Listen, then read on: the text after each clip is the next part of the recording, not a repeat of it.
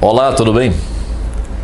Como você deve saber, eu fui espírita e não sou mais espírita. Muitas pessoas que acompanhavam o meu trabalho enquanto eu era espírita ficaram curiosas em saber no que eu acredito agora. Será que Morel virou ateu? Será que Morel ainda acredita em reencarnação? Na pluralidade dos mundos habitados, na possibilidade de comunicação entre encarnados e desencarnados? Eu devo dizer, como já disse algumas vezes, que não é minha intenção criar um novo sistema. Nunca foi minha intenção ditar verdades prontas. O que eu sempre objetivei foi oferecer reflexão. Mas, por abraçar um sistema de crenças limitadoras, como são todas as religiões, e com o espiritismo não poderia ser diferentes, certamente eu acabei incorrendo em erros. E vou errar muito ainda, como você também vai errar e como todos nós ainda vamos errar. Mas é plenamente compreensível que as pessoas sintam essa necessidade de algo em que acreditar. Afinal, nós precisamos de alguns parâmetros.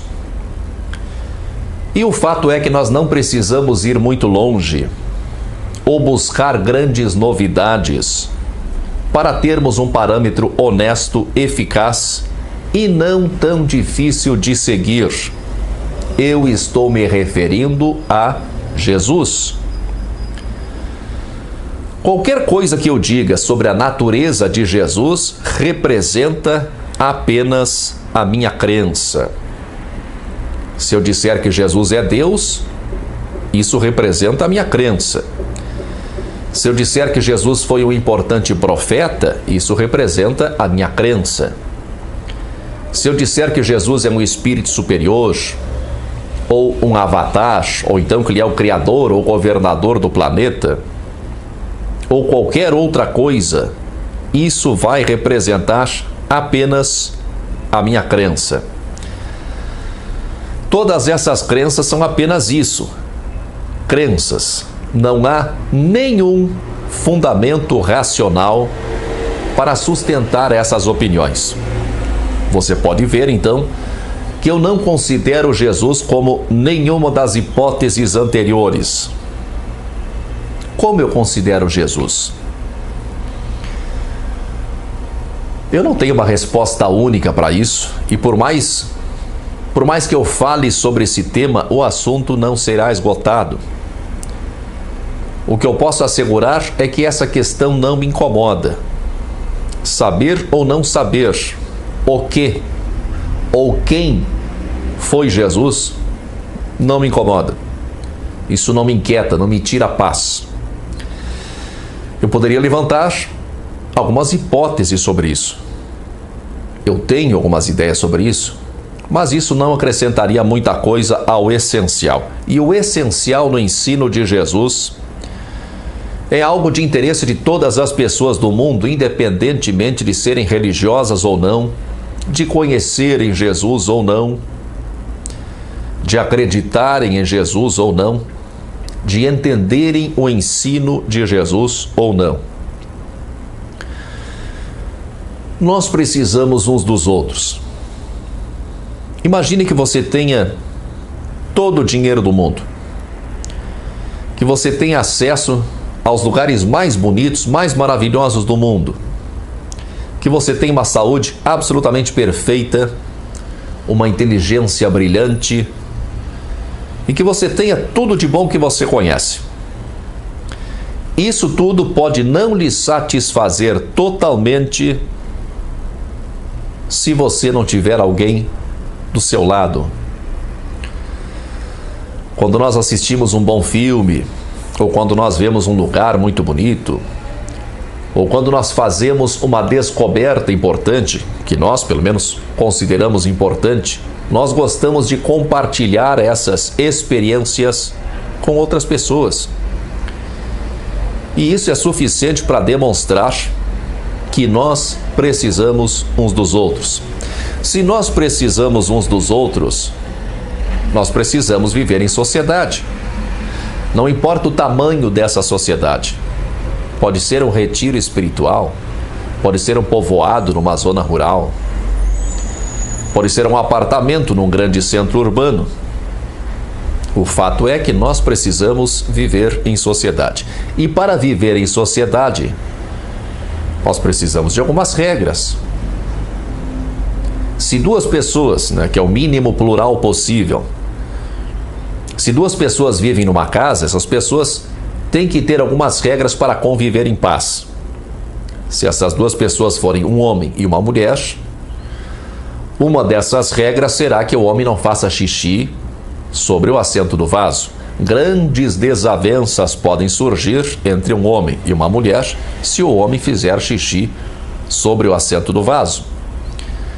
Isso entre duas pessoas. Imagine então conviver com milhares de pessoas, como é o que acontece nas grandes cidades. Precisamos de regras. Existem diferentes sistemas que procuram organizar a sociedade da melhor maneira possível. Capitalismo, comunismo, anarquismo e outros. Mas existem outros tipos de sistema que procuram organizar a sociedade a partir do íntimo do indivíduo. Esses sistemas são as religiões. Eu não sou favorável a nenhuma religião.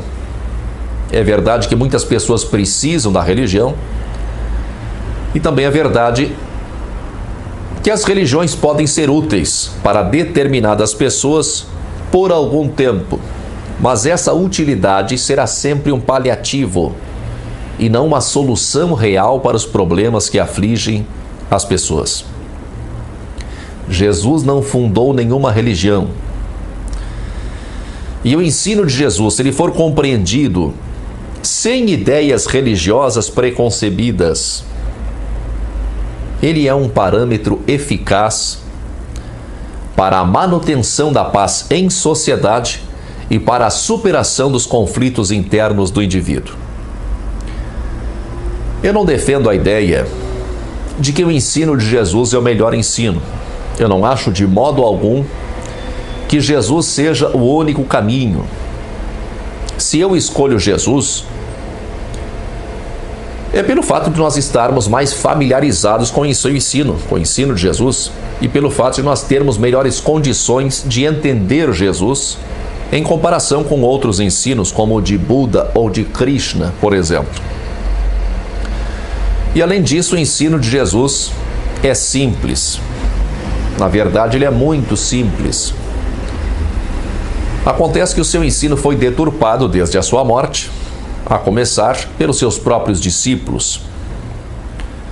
E aí começaram as fantasias e as mentiras, e o uso do seu ensino como um instrumento de poder. Qualquer religião que se considere cristã se utiliza do ensino de Jesus como um instrumento de poder. É claro que nós temos que levar em conta que isso pode não ser proposital. As pessoas que aderem a uma religião, salvo exceções, as pessoas, elas não estão buscando poder sobre outras pessoas, não necessariamente. Acontece que existem no ser humano algumas forças irresistíveis, algumas forças tão irresistíveis quanto o instinto de sobrevivência, o instinto de conservação.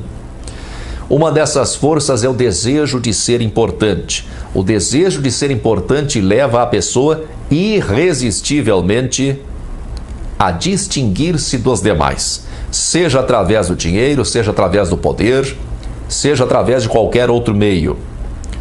Negar essa força é uma confissão de desconhecimento de aspectos básicos do ser humano, ou seja, é uma prova da ausência de autoconhecimento. Nós temos que deixar de lado, então, qualquer ideia religiosa. E a primeira coisa que nós temos que entender quando nós analisamos o ensino de Jesus é o contexto histórico-cultural em que ele foi escrito. E aqui eu preciso dizer que quando eu me refiro ao ensino de Jesus, eu estou me referindo aos 4 evangelhos que compõem o Novo Testamento, que fazem parte do Novo Testamento. Há muitos outros livros que trazem ensinamentos atribuídos a Jesus. Na verdade, há muitos outros evangelhos. Há outras epístolas, outros atos e outros apocalipses. E a verdade é que alguns desses livros eles podem ser tão ou mais importantes do que os evangelhos canônicos, os evangelhos que nós conhecemos através do Novo Testamento. Mas nós teríamos alguns problemas para estudar esses outros livros que supostamente contêm ensinamentos atribuídos a Jesus. Em primeiro lugar, as pessoas não estão habituadas a esses livros. Pouquíssimas pessoas leram esses livros. E a maioria, posso dizer, a grande maioria, nem sequer imagina que eles existem. Além disso, nós não temos acesso aos originais desses livros. Isso dificulta um pouco o estudo mais aprofundado. E quando nós temos acesso, eles estão escritos em idiomas que nós desconhecemos. Eu, pelo menos, desconheço. Todo o Novo Testamento foi escrito originalmente em grego. Eu estudei o grego justamente para poder entender melhor os 4 evangelhos canônicos. Os livros apócrifos, eles ou não estão disponíveis em grego, ou eles foram escritos em outros idiomas antigos, como o copta, por exemplo, que eu não conheço. Mas eu tenho certeza de que nós já estamos muito bem com os evangelhos que nós temos. E outra coisa que nós temos que ter em mente é que cada evangelista, cada autor de evangelho, ele tem os seus preconceitos, evidentemente, e ele tem as suas intenções particulares. É ingenuidade querer acreditar que os evangelistas eram todos santos e inspirados. Eles eram pessoas como nós, pessoas cheias de boas intenções, cheias de preconceitos e cada um com a sua cota de burrice. Por que então a importância dos evangelhos? Porque a razão nos diz que se nós colocássemos em prática o ensino de Jesus, nós viveríamos em paz com nós mesmos e em paz uns com os outros. Eu não estou falando de virar santo. São coisas bem diferentes. Eu não estou falando em passar a vida sorrindo, beatificamente, e terminar as frases dizendo muita paz, meu irmão. Não tem nada disso. Eu não estou falando em formar uma sociedade de iguais, onde todos são corretíssimos, todos são puríssimos, boníssimos, e todos pensam da mesma forma. Nada disso. Eu estou falando em paz, paz de espírito, paz interior, paz íntima. O ensino de Jesus não foi compreendido. O ensino de Jesus foi levado aos extremos. A religião tradicional se apegou aos aspectos formais do ensino de Jesus. Os espiritualistas enxergaram no ensino de Jesus um ideal de perfeição que não condiz com a nossa realidade. E aqui eu preciso explicar o que eu quero dizer, o que eu entendo com nossa realidade. Não adianta nós nos perdermos em exercícios filosóficos, tentando descobrir a natureza de Deus, se realmente existe Deus, ou tentar saber a origem do universo, ou desvendar os enigmas da criação, ou querer saber para onde exatamente nós vamos quando nós morremos. Isso tudo é muito legal, eu gosto muito dessas coisas, desse tipo de assunto, mas isso não é assunto para ser tratado num vídeo. Ninguém sabe. Esse é o fato, ninguém sabe. Quem diz que sabe, ou está mentindo, ou está viajando. A nossa realidade é a mente.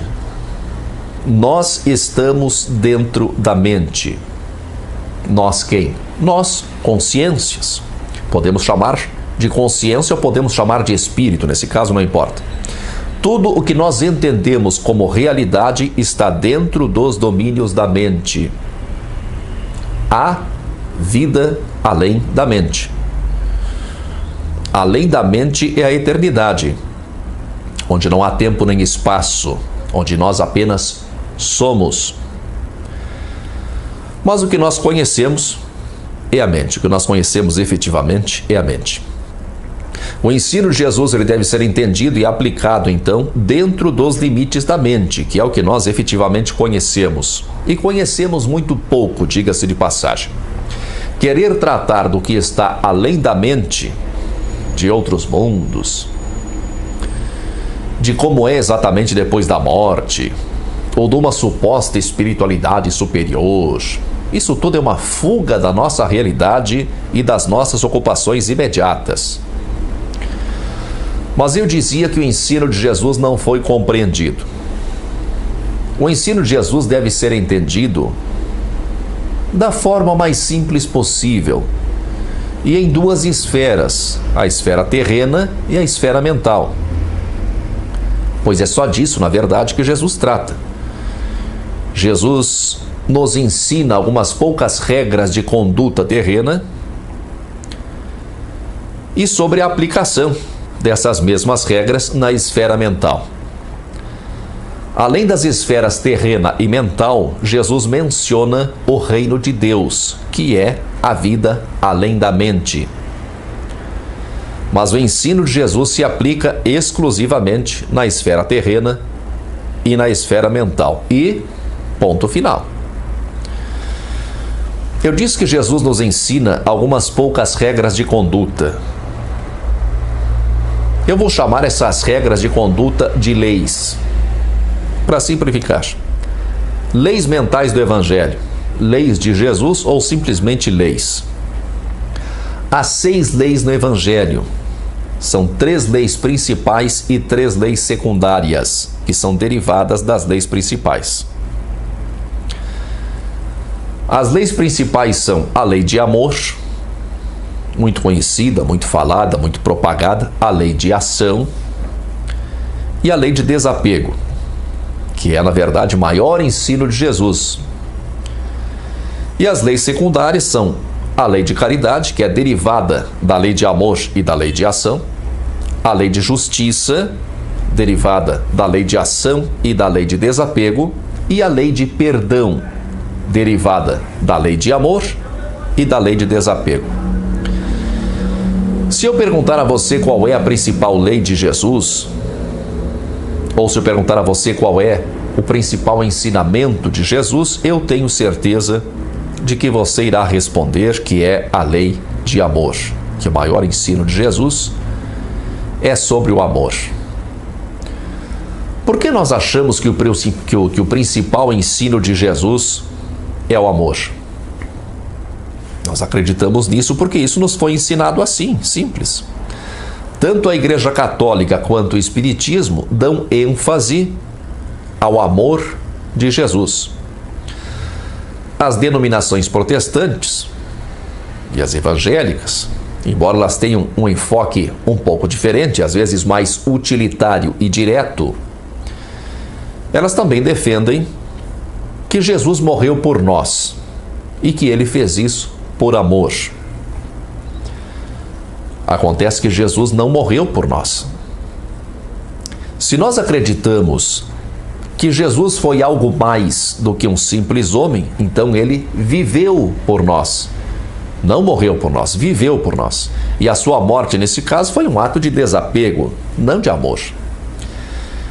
Se nós acreditamos que Jesus foi um simples homem, mas que teve como principal objetivo de vida ensinar o seu semelhante, então toda a sua vida, toda ela foi um ato de desapego. O principal ensino de Jesus não é o amor. O ensino mais recorrente nos evangelhos, aquele que foi exemplificado de diferentes maneiras, é o desapego. E isso pode ser facilmente constatado nos evangelhos. Mas eu pergunto de novo, por que nós achamos que o principal ensino de Jesus é o amor? Porque o ensino de Jesus foi usado como pretexto para a fundação de religiões. E a religião usa o evangelho como instrumento de poder. Isso não é intencional, pelo menos não na sua origem. Claro que não houve uma pessoa ou um grupo de pessoas que se reuniram, né, em conluio e combinaram. Tá vendo aquele livro lá? Vamos distorcer tudo que está escrito naquele livro e vamos usar esse livro como um instrumento de poder. Claro que não foi assim. Mas a religião é uma instituição. Uma instituição precisa de líderes. Líderes se apegam ao poder. E o poder só se mantém se o status quo for mantido, se a ordem vigente for mantida. Um rebanho precisa ser dócil. E para o rebanho se manter dócil, basta oferecer sempre mais e mais capim. O rebanho pasta, pasta, pasta. Qual é o pasto do rebanho humano adepto de religiões? É a promessa de algo virtualmente inalcançável, mas muito atraente. Uma vida eterna cheia de paz, com anjinhos dançando e tocando lira. Um terreno financiado em nosso lar a poucos metros da casa da mãe do Lísias, com 30 anos para pagar com bônus hora. Imagine se você...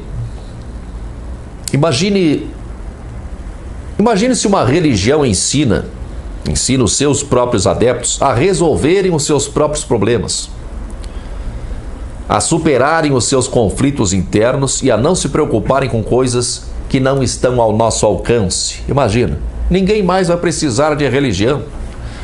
E aí fica todo mundo desempregado, o padre, o pastor, o dirigente espírita, fica todo mundo sem povo, fica todo mundo sem rebanho. Como é que eles vão exercer o seu poder?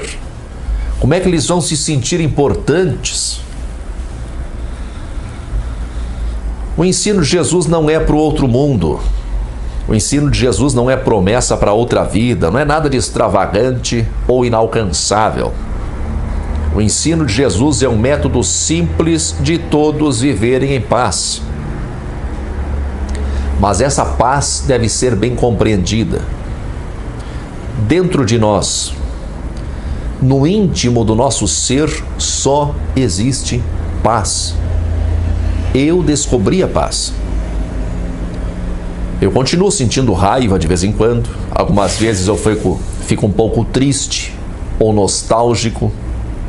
Eu sinto nojo de algumas pessoas, de algumas situações, mas sempre, em todos os momentos, inclusive nesses momentos, dentro de mim eu tenho paz e, mais do que isso, eu sinto essa paz. Ninguém vai deixar de sentir raiva, tristeza, frustrações. Ninguém vai deixar de experimentar sentimentos e emoções que são inerentes à condição humana e que fazem parte efetiva de uma vida saudável e íntegra. Jesus sentia raiva. Jesus vivia soltando o verbo em cima dos fariseus. Jesus experimentava o que nós experimentamos.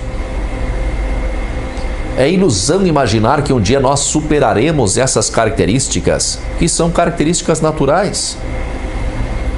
Claro que nós temos sim que exercer algum domínio sobre essas características e nos desapegar desses sentimentos, sem cultivá-los, isso sim. Mas acontece que foi criado ao longo do tempo um ideal muito besta e totalmente sem graça, do santo abichornado, aquele santo humilde, né? Com um sorriso triste nos lábios, né? Aquela coisa meio assim, aquela cara de bolacha Maria, sem emoção, sem opinião própria. Isso é ridículo. A vida é para ser vivida com emoção, com vontade, com energia, com gosto. Essa vida que nós estamos experimentando aqui é muito breve, muito rápida. E é uma viagem extremamente maravilhosa. É só observar uma criança pequena para ter certeza disso. Uma criança se diverte absurdamente aprendendo a caminhar, olhando um inseto, olhando uma flor, brincando na areia, fazendo qualquer coisa. Por quê? Porque ela ainda não foi poluída com um monte de medos e crenças limitadoras que nos fazem aos poucos perder o gosto pelas pequenas coisas da vida. A vida é agora. A vida é aqui. Não é depois de morto. O que vai acontecer depois que nós morrermos, eu não sei. Ninguém sabe. Mas deve ser uma coisa muito boa. Eu tenho certeza de que a morte é a melhor viagem da vida.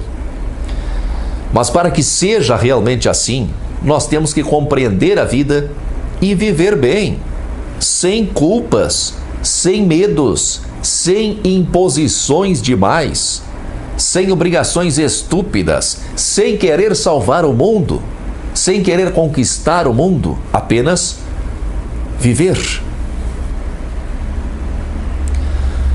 O maior ensino de Jesus não é o amor. A principal causa do sofrimento não é a falta de amor. Você ama alguém? Imagine se a pessoa ou as pessoas que você ama morrem. Você vai sofrer. Então você estará sofrendo com amor e tudo. Mesmo com amor, você vai sofrer. O maior ensino de Jesus é o desapego. Nós sempre vamos enfrentar momentos de raiva, de tristeza, de frustração, de perdas. Mas se nós tivermos aprendido a praticar o desapego, se nós tivermos plena consciência de que tudo é passageiro e que por isso mesmo deve ser bem aproveitado, mas que também deve ser solto, aproveitar e soltar, então o sofrimento certamente será bem menor. Eu percorri os 4 evangelhos separando passagens em que Jesus nos ensina as leis da mente, seja através de palavras, seja através de ações. Eu separei todas as passagens que se enquadram inequivocamente nas 6 leis da mente, mas para compreender o alcance e a aplicação prática dessas leis, nós temos que falar um pouco sobre a mente. Tudo o que nós conhecemos está na mente. Tudo o que é captado pelos nossos 5 sentidos físicos, tudo que nós experimentamos como sentimentos, emoções e sensações, tudo isso está na mente. Tudo que conhecemos, através da experiência própria ou através da observação da experiência de terceiros, tudo isso está na mente. Você só conhece algo além da mente se alguma vez você ficou sem pensar, apenas sentindo e observando, livre das limitações de tempo e espaço. Se você nunca experimentou isso, você nunca saiu da mente. Você olha para o céu, você vê as estrelas brilhando de noite, e você imagina então que ao redor dessas estrelas existem planetas como o nosso. A ciência afirma, com algumas divergências, mas afirma que existem trilhões de estrelas e outras tantas galáxias. E alguns chegam a dizer que seria mais adequado falar em multiverso do que em universo. Isso tudo é muito vasto, né? Mas mesmo isso está dentro da sua mente. Você não tem como efetivamente saber o que há e o que não há. Nós somos iludidos pelos nossos 5 sentidos físicos. Os seus olhos, você está me vendo nesse momento, né? Seus olhos captam ondas eletromagnéticas e isso lhe dá a impressão de que você está vendo. Mas é apenas a sua mente captando ou produzindo imagens. Os seus ouvidos captam ondas sonoras, isso lhe dá a impressão de que você está ouvindo. Mas é apenas a sua mente captando ou produzindo sons. E o mesmo vale para os outros sentidos, o olfato, o paladar e o tato. Você está na mente, eu estou na mente. Todos nós estamos na mente. Todos nós estamos numa mesma mente. O que é a mente? um ser do qual nós fazemos parte, um gigantesco organismo do qual nós somos células? Será que a mente é o planeta Terra? Ou a mente é uma espécie de programa de computador? Talvez a mente seja tudo isso. Talvez a mente não seja nada disso. Talvez a mente possa ser ou parecer uma dessas coisas de acordo com a nossa visão da mente, de acordo com o nosso entendimento da mente. Mas é provável que a mente seja todas essas coisas, porque tudo o que existe é criação da mente. Tudo que existe é produto da mente. É legítimo ver a mente como um grande organismo do qual nós somos as células, porque qualquer organismo é criação da mente. É legítimo ver a mente como sendo o próprio planeta Terra, pois a percepção que nós temos da Terra é criada pela mente. É legítimo ver a mente como uma espécie de programa de computador, porque um programa de computador é criação da mente. Um programa de computador tem um objetivo. E para que ele sirva adequadamente a esse objetivo, ele precisa ser executado de forma correta. Para simplificar o nosso entendimento, vamos entender a mente, nós podemos entender a mente como um jogo de videogame, ou um jogo desses que se jogam no computador. O jogador tem muitas possibilidades, ele pode fazer muitas tentativas, ele tem inúmeros caminhos a escolher. Ele não tem necessariamente um único caminho para ganhar o jogo. Ele tem alguns caminhos que podem fazer ele ganhar o jogo.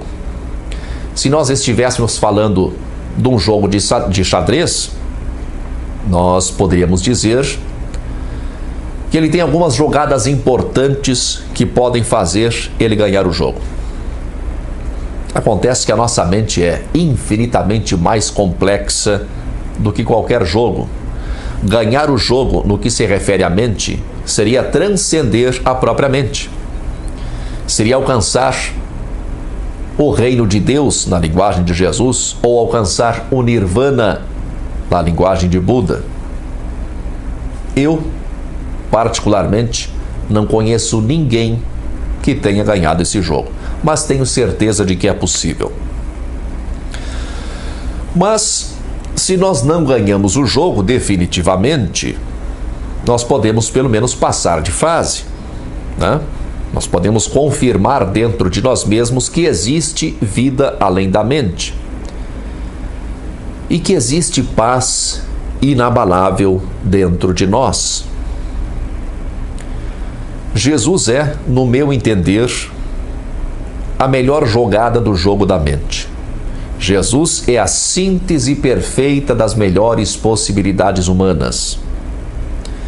Eu não acho de jeito nenhum, mas de jeito nenhum, que Jesus seja o único modelo, nem que ele seja o melhor modelo. Mas é um modelo fácil de ser entendido. O ensino de Jesus, se for bem entendido, é uma jogada de mestre. A nossa mente tem possibilidades virtualmente infinitas.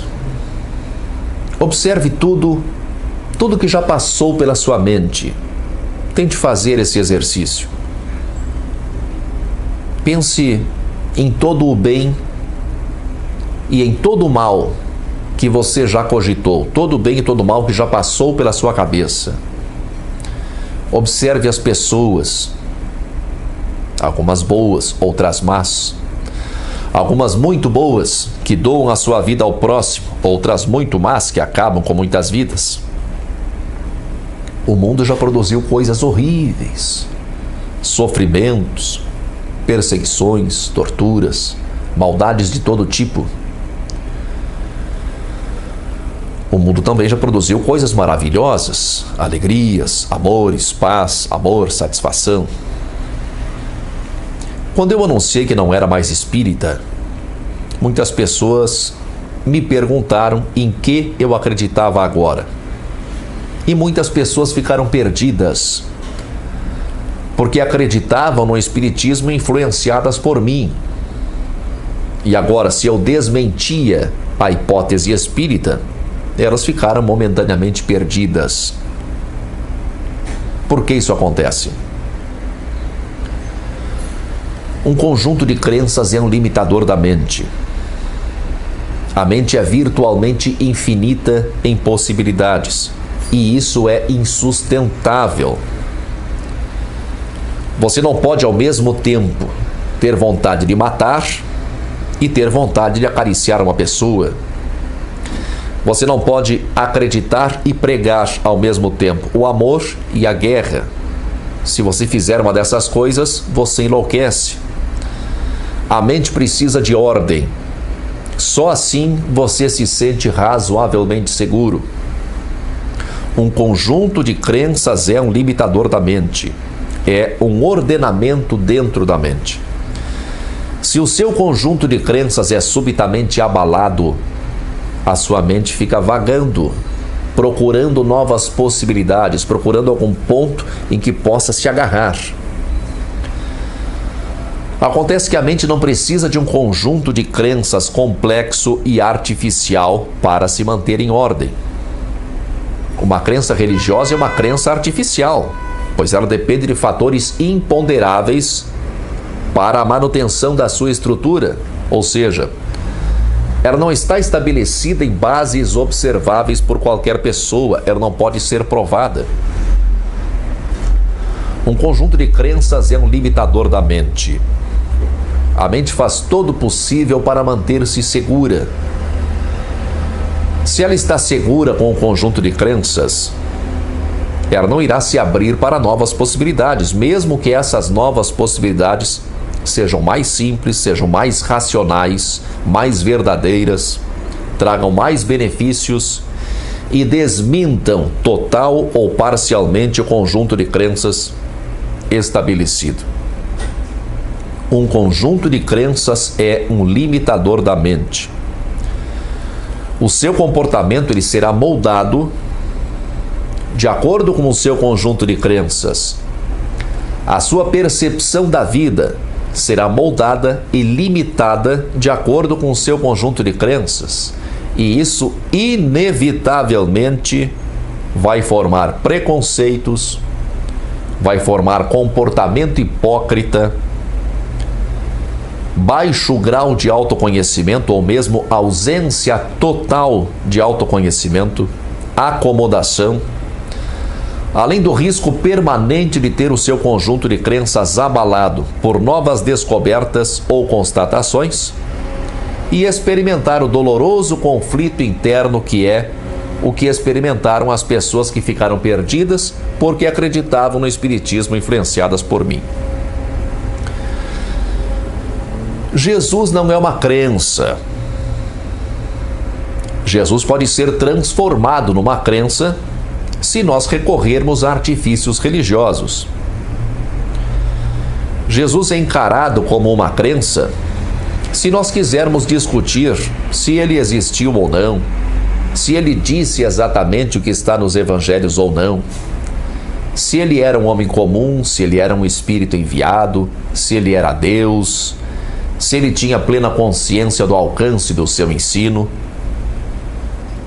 Nada disso importa. Para entender as leis da mente, nada disso importa. Para mim, Jesus foi um homem comum. Um homem como todos os homens.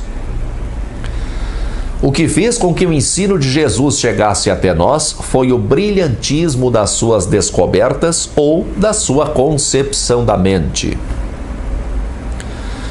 Quando eu comecei a publicar os primeiros vídeos no canal Questionando o Espiritismo,